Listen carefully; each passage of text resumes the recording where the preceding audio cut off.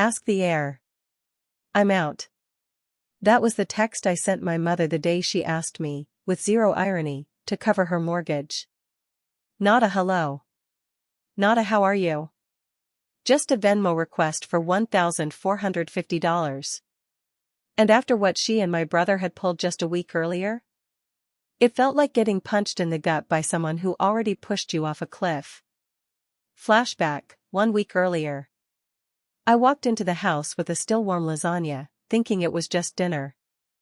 My brother Jake was already at the kitchen table, flipping through some papers while Mom poured tea like we were in the middle of a Jane Austen novel. Except instead of tea and gossip, they were quietly erasing me from the family. I set the dish down. Smells good, right? Jake didn't look up. Mom gave me a tight smile. Sit down, Heather. We need to talk. My stomach dipped. Okay. She slid a folder across the table. It's just some paperwork from the estate planner. We wanted to go over it together. I opened it. Scanned. Then blinked. Then blinked again. There was no me. I flipped pages, thinking I missed something. But no. Every asset. Every account. Every inch of the house my dad built. All of it, going to Jake. I looked up slowly. You took me out of the will? Mom didn't flinch. You're not in the will, sweetie. Don't make this weird. Jake glanced at me, sheepish, like he was trying to look guilty but couldn't be bothered to commit. It's not personal. It just made the most sense. I said nothing. Because what do you even say when your own mother cuts you out of her life with the grace of a business memo? Here's what they didn't say, and what I didn't say out loud. I've been the one covering their gaps for years. When the plumbing burst? I paid the bill. When Jake's freelance work dried up? I spotted him until his tax refund hit. When Dad got sick, I coordinated hospice care while Jake was traveling for work. I built my life exactly how they told me to, no debt, no drama, small business I run myself. And still, I got written out like a stranger. No explanation. Just, not in the picture. I stayed for dinner. Don't ask me why. Some leftover habit of being the polite one, the daughter who never made scenes. I plated the lasagna I baked. Watched Jake go back for seconds like he didn't just rob me blind in front of our mother. And then, as I was gathering plates, Mom casually said, "We know you're upset. But this was about being practical.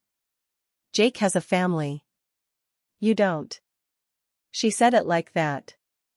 You don't. Like my life was less deserving because I didn't have a wife or a mortgage. I left without saying much. Got in my car. Drove 2 miles before I pulled into a Walgreens parking lot and just sat there, stunned. That's when the real kicker came. My phone buzzed. Text from Mom. Can you send $800 by Friday? The roof guys need a deposit. No hello. No, thank you for dinner. Just another demand. Like I was still their on-call wallet. I stared at it for a while. Then I typed the 5 words that finally snapped the cord. Ask the heir. I'm out. I was still sitting in the Walgreens lot when the second text came in. Don't be dramatic. It's just money.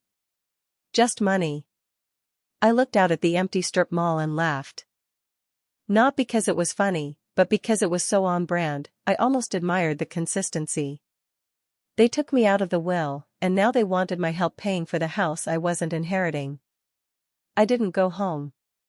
I drove around aimlessly until I ended up parked by a lake I hadn't visited since I was a kid. I used to fish there with Dad. Before the money. Before Jake became the center of everything. I sat for over an hour. Not crying. Not screaming. Just connecting dots. Quick flashback threaded in. I remembered the time Mom said, "You're so good at handling money, Heather." Not like Jake. He's the dreamer. I remembered how she'd call me to fix things, fill out forms, negotiate bills, drive her to appointments. I was the fixer. The unpaid assistant. The invisible insurance policy. That night, I didn't sleep. I didn't cry. I opened a new folder on my laptop. I labeled it, for reference. I started listing every expense I'd ever covered. I logged into the old utility accounts, the ones still tied to my email. I printed every tax bill I'd helped pay. I searched through Venmo history. And slowly, methodically, I began building a spreadsheet. Not revenge. Not yet. Just data. The last thing I said to my mother was 5 words. You wanted Jake to have everything. Let him pay for it. She didn't reply. Not immediately. Not after an hour. Not even the next day. But 2 days later, I got a Venmo request for $1,450, labeled water bill plus car repair. It was so absurd I almost laughed. She really thought I'd keep paying after they wrote me out of their lives, literally. I declined the request. No comment. No reaction. Just a quiet, unceremonious no.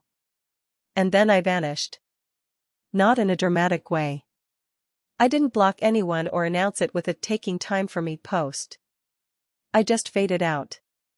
Slowly. Strategically. I deleted myself from the group chat that only buzzed when someone needed a ride, a recipe, or a free babysitter. I removed my card from the shared utility account I'd been quietly paying into for over a year. I stopped answering birthday reminders, didn't RSVP to Jake's youngest's dance recital, and never showed up to Mom's Sunday check-in call, which always ended with her asking if I could spot them until Friday. I didn't even disable my social media. I just stopped posting. Let the silence say what words never could. No one asked where I went. That's when it really landed. I wasn't missed. I was just missing. My apartment felt quieter than usual, but in a good way. I cleared the fridge of old casserole dishes that Mom used to drop off, only to later guilt me about. I packed up the old birthday cards Jake's kids had drawn, the ones their mom clearly forced them to sign. I deleted the family favorites grocery list on my app, the one I built around their preferences, not mine. As I cleaned out drawers, I found a torn envelope with my mother's handwriting on it. One of those quick scrawls she used when asking me to run an errand. Can you grab Jake's prescription while you're out? No please. No thank you. Not even hi. Just instructions. That was always the dynamic. I was never the daughter. I was the intern. The unpaid assistant. The default solution. And I was done. I didn't do anything loud. But I did start moving. Quietly. Deliberately. I started waking up at 6 a.m. again, not because I had to, but because I wanted to feel sharp. I poured my coffee slowly. I made my bed like it was a ritual. I bought a new hard drive and labeled it audit evidence. Inside, I started collecting receipts. Literally. Every bank transfer, every Zelle payment, every temporary contribution I'd made for the family over the years. I wasn't making a case. Not yet. I was just taking inventory. Jake once told me, "You're just so good at managing money. That's why you're fine, right?" As if my basic stability was some endless fountain they were entitled to drink from. What he never asked was what it took to build it. They had no idea how much I'd put away over the years. Or how long I'd been documenting things. Or how quietly I'd created safeguards for moments exactly like this one. Because I always knew I wasn't part of the family, not really. I was part of the infrastructure. And when infrastructure stops working, people notice. Eventually. On the surface, Jake was thriving. He started a new side hustle, landscaping, of all things, and posted a photo of himself in aviators next to a client's yard with the caption, "Hustling for my kids." Real men build legacies. The comments were pure fluff. Proud of you, bro. Killing it out there. True family man. I didn't comment. But I hovered. Thumb over screen. Part of me wanted to reply. Sure hope you're not using your sister's money for this. I actually typed it once. Sat with it. Watched the words on screen. Then I deleted them. Not because it wasn't true. Because it was too small for what I was planning. That weekend, I saw something on Jake's page that made me pause. He posted a group photo from a birthday barbecue at Mom's house, one of those long table setups with matching paper plates and dollar store centerpieces. Everyone was there. The kids. The neighbors. The cousins who never answered my texts but somehow always needed rides to the airport. And in the middle of the photo, right where I used to sit, was an empty chair. Someone had tagged me in the comments. Where's Heather? I stared at it. Not a single reply. Jake left it unanswered. Mom liked the comment but didn't respond. A few hours later, the comment disappeared. Deleted. It wasn't a crack in the facade. Not yet. But it was pressure. Someone noticed. They didn't want people asking questions, not because they missed me, but because it didn't look good. They wanted the benefits of a family image without the substance. And suddenly, they had a hole in their table they didn't know how to cover. In real time, I was evolving. I stopped eating dinner in front of the TV and started reviewing my records again. Not just recent ones. I pulled out tax documents from 3 years ago, finding line items I'd forgotten, like the time I helped pay off the balance on Jake's car registration so he wouldn't lose the plates before his big interview. That interview never happened. I opened an old leather notebook and began writing down every favor that had cost me. Not emotionally, financially. Roof deposit, $3,000. Water heater replacement, $800. Birthday party supplies, Jake's youngest, $412 rent float, March, $1,200. Never repaid. I didn't do it to punish them. I did it to remind myself what I'd already survived. And what I was no longer going to carry. There was one moment, though, that broke me. A stupid one.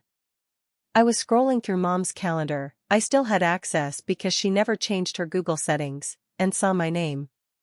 Just once. Heather's birthday, 8 a.m., auto draft. That was it. No emoji. No location. No plan. Just a scheduled bank withdrawal to pay for whatever bill she planned to slap my name onto that week. That was the moment I flinched. That was the moment the sadness turned to something else. Not rage. Not revenge. Just clarity. I wasn't her daughter. I was a scheduled transaction. And then, the first fracture. Jake's newest landscaping photo got a reply from someone I didn't recognize. Funny how you're all about legacy now, after stealing your sister's. It only got 2 likes. But it stayed up. For 2 whole days. Then it vanished. No one addressed it. No one explained. But someone, somewhere, had seen enough to say something. And that meant the cracks were starting. 2 nights before the end of the month, I got an email from Mom. Subject, urgent, final notice. Body. Water's about to get shut off. Can you handle this for Jake? He's waiting on a client to pay. I'll Venmo you back next week. I stared at the screen. She still didn't get it. She still thought I was just on pause. I didn't reply. Instead, I opened my folders. The ones I hadn't touched in a long time. One was labeled Contingency Plan A. I clicked into it. It was empty, for now. But not for long. It took 1 week. That's all. 1 week for their little house of cards to start folding in on itself. Jake deleted 2 Instagram posts, canceled a job mid-project, and issued an apology video that looked like a hostage tape. Mom bailed on her own book club brunch, something she hadn't missed in 6 years, claiming budget stuff. And a comment under one of Jake's Facebook ads just said, "Sure hope you're not using your sister's money for this." No one responded. No one addressed it. But I saw it all. I didn't lift a finger. I didn't need to. Because by that point, gravity was doing the work for me. Jake's text came in on a Tuesday, 9:17 a.m. "No hey. No hope you're good. Just. Did you talk to Carlos? He said someone tipped him off about unpaid invoices. Be honest, was that you?" I stared at it for a long second. Then I locked my phone and went back to my coffee. He followed up 3 hours later. "I'm not mad. I just need to know who's messing with my bank stuff." This time, I didn't even open the thread. Just let the read receipt hang there like a blinking cursor. The thing is, I hadn't even done much yet. A week earlier, I'd messaged Carlos. The sod installer Jake had ghosted after bragging about negotiating him down. My message wasn't even direct. Just a soft little nudge. "FYI, might want to check your 2024 unpaid balances. Some banks are flagging vendor reports more aggressively this year." That was it. Carlos hadn't replied. But 2 days later, Jake posted a policy update. All landscaping clients now required to submit deposits upfront. No exceptions. And 3 hours after that, he deleted an entire video tour of his backyard office, the one he used for his so-called consultations. I wasn't surprised. Because I also knew that shed wasn't zoned for commercial use. And the city zoning board's livestream from 2 weeks ago had featured a comment that read, "Pretty sure Jake G never fixed that permit issue. Wonder how he's billing clients from a storage unit." No likes. No replies. But it stayed up long enough to make his hands sweat. I knew because the apology video came next. Shaky ring light. Over enunciated tone. Button-down shirt that didn't quite fit. "Hey everyone, just want to clear up some confusion. There's been some talk about how I run my business. Everything is above board. You guys know me. I'm all about transparency." No one had accused him publicly. But someone didn't need to. Because the suggestion had already started rotting the foundation. Then came the near miss. Carlos did reply. Not on Facebook, that would have been too clean. He found my old burner Instagram. The one I used in 2019 for an Etsy shop I shut down. "How'd you know about the credit stuff? Who is this?" It stopped me for a second. Not panic, just that quick heat behind your neck when you realize you've been seen. I blocked the account, factory reset the phone, and tossed the SIM card in a gas station trash can on the way to Trader Joe's. Was that dramatic? Maybe. But this only works if I'm invisible.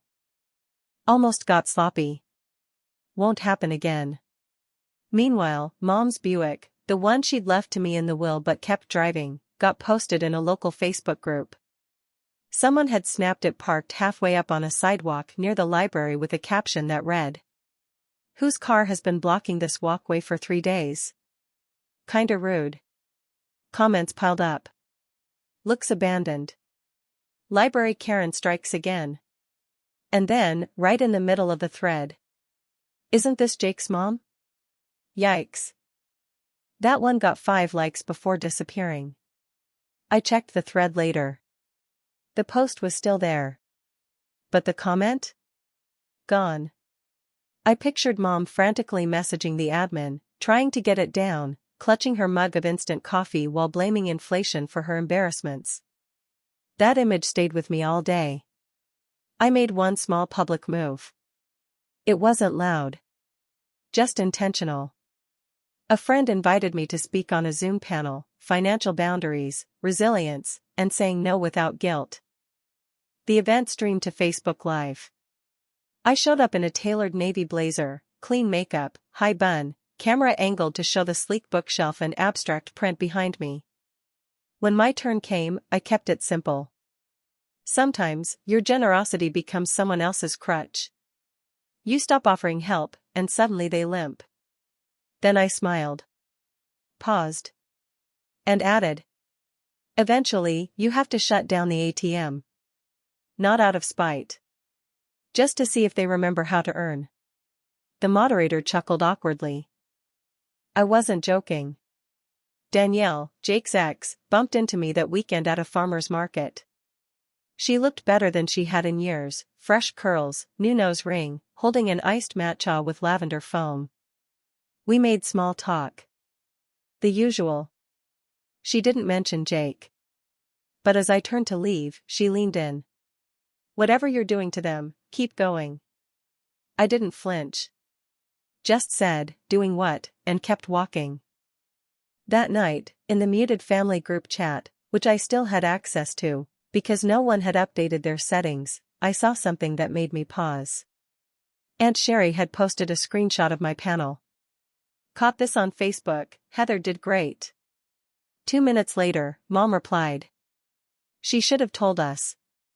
Would have been nice to support. Then Jake. She's been distant lately. No idea why. I didn't respond. But I added the exchange to a folder labeled narratives. It was almost too easy. They were writing their own downfall. I was just collecting the drafts. Final fracture? Came fast. Jake's biggest fall job, a $6,000 3-week landscaping gig for a retired couple in Millgrove, got cancelled publicly. The wife posted in a neighborhood group. Update, had to let go of our landscaping contractor. Too many red flags. Grateful we caught it early. No names. No tags. But if you knew who they'd hired? It wasn't hard to guess. The comment section got messy. Someone replied. Was it the guy who posts family photos next to sod piles? Another. We met him. He kept talking about legacy but didn't know how to spell agapanthus. By sunset, Jake had taken down his entire business page. No post. No explanation. Just gone. Back in my apartment, I poured a glass of sparkling water and opened my contingency folder. I made a note at the top. Current liabilities, public embarrassment, lost contracts, digital erasure. Remaining assets, denial. Fragile pride. Access to leverage they've forgotten I have. I paused. Scrolled through one of my older spreadsheets, the one with tool receipts from 2021. Mowers. Edgers. Safety vests. All bought on my business card. Jake had never paid me back. Never even asked if I wanted them returned. And then it hit me. Jake's name was on the business. But guess who still co-owned the tools? I didn't burn the house down. I just pulled the wrong thread, the one they never thought I'd touch, and watched the whole thing unravel. It started with the equipment. A list Jake thought he'd buried, invoices I'd paid when he was broke and just getting started, receipts I'd kept not out of spite, but because I'm the kind of woman who files things. That edger he claimed in his bankruptcy? My credit card. The mower? Purchased from my business account. The trailer? He used my Costco membership and logged into my Amazon account to save time. He told me he'd pay me back when things picked up. Things picked up. And I never saw a cent. So, no, I didn't file a complaint. I filed an ownership claim. Quiet. Legal. Surgical. And because Jake had written off the equipment as a business asset, while simultaneously not listing me as a financial contributor, the city's ethics department had a problem with that. Within 48 hours, he received a letter freezing his contractor's license pending financial investigation. Within 72? His company's PayPal and Venmo links were suspended. His business didn't crash. I just turned off the oxygen. Mom was next, though not directly. I didn't go after her with lawyers or bank notices. I just took away the one thing she'd built her authority on, her image. For years, she'd wrapped herself in this narrative of the selfless mother, doing her best, sacrificing everything, pulling us through. But every lie has a receipt, and every saint has a blind spot. Her blind spot? Thinking I wouldn't document what I covered. Gas bill, February 2021, paid by me. Property tax penalty, July 2019, me again. Urgent care copay, 2 visits, plus the Uber she couldn't figure out how to order, that was me too. I packaged it all. Neatly. Formatted. Dated. Then I submitted it to the same estate processing office that had finalized her will, not with the intention of contesting it, but to log a formal debt record under the supporting financials section. It doesn't revoke a will. It doesn't stop the inheritance. But it flags the estate as contested support reliant. Which means tax audit. Not a full one. Not yet. Just a deep enough dig that every account, every payout, and every unreported asset gets locked until cleared. For most families, that's just a delay. For my mother? It was a humiliation. And I made sure it arrived in a plain white envelope with the return address, Revenue Verification and Compliance Division. Nothing gets a woman like her shaking faster than a letter with the words, pending review. Jake texted me the day his accounts froze. He didn't start with hello. He started with panic. What did you do? I've got payments bouncing.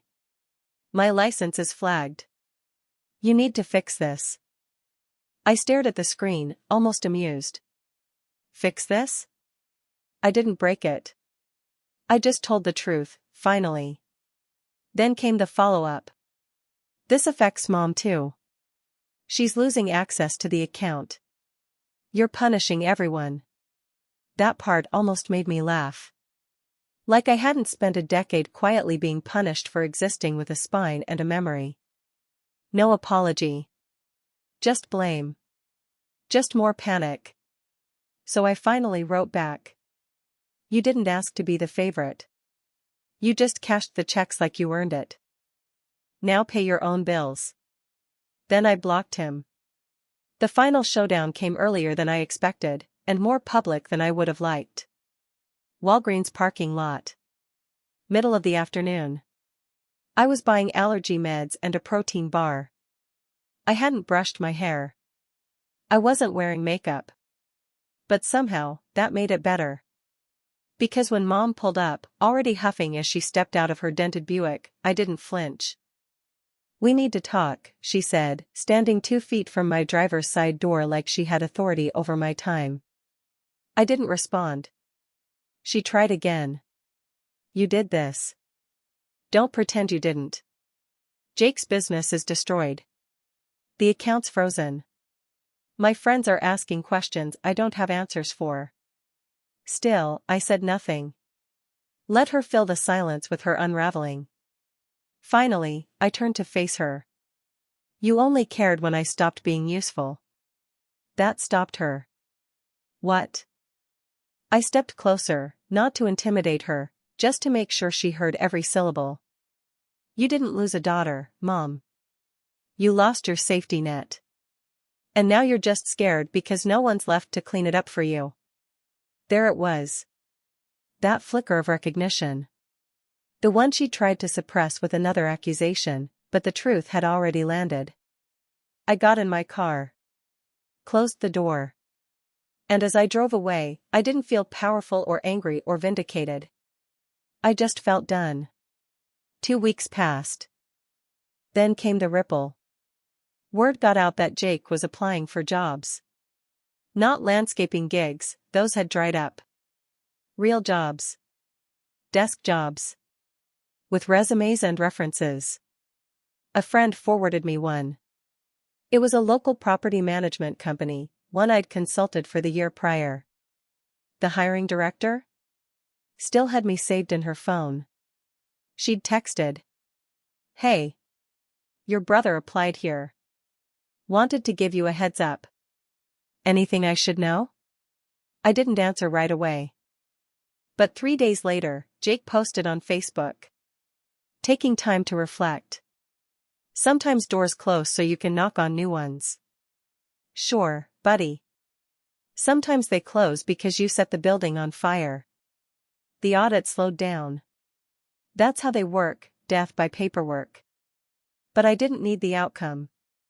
I already had what I wanted. The story had flipped. I was no longer the bank. No longer the backup plan. No longer the girl they called only when something broke.